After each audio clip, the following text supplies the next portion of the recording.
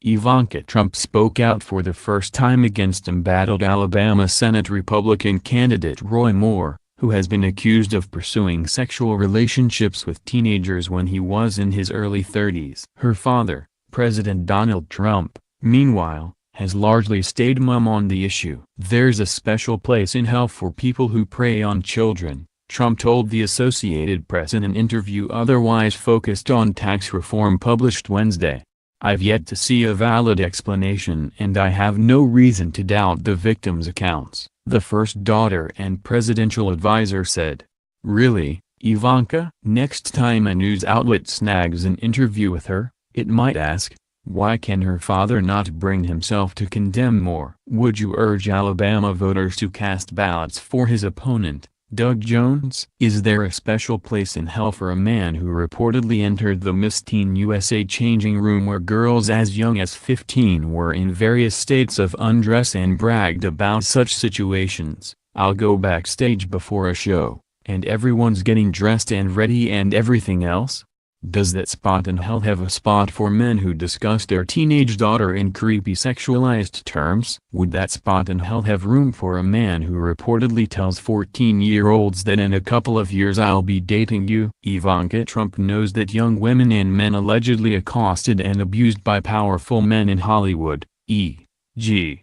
Harvey Weinstein, Louis C.K., Kevin Spacey, have come forward with detailed accounts. Criminal investigations have been launched, series and movies cancelled, and careers ruined. So, is there also a special place in hell for powerful men who made crude sexual advances, grope women and use their status to quiet and defame their accusers?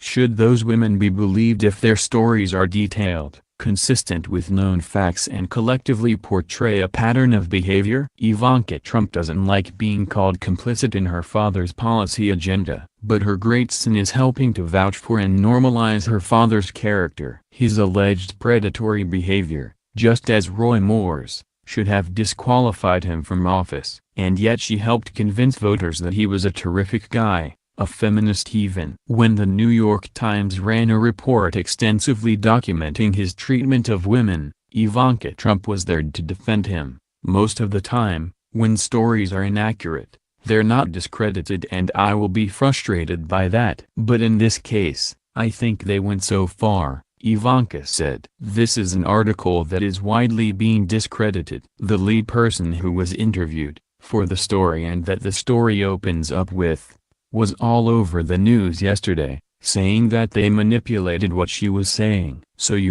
I don't find it that meaningful to comment on this particular story because I think the facts are starting to speak for themselves. Ivanka also rejected a former colleague's claim that she had been groped by Donald Trump during a business meeting. "I'm not in every interaction my father has, but he's not a groper. It's not who he is," she said. "And I've known my father obviously my whole life and he has total respect for women." He was promoting women in development and construction at a time when it was unheard of. There was no trend towards equality in the real estate and construction industry back in the 1980s. And he was doing it because he believes ultimately in merit. Really? In July 2016, she told the Sunday Times of London, "My father is a feminist. He's a big reason I am the woman I am today." And in April this year in Germany, boos rained down on her when she insisted, "I've certainly heard the criticism from the media and that's been perpetuated,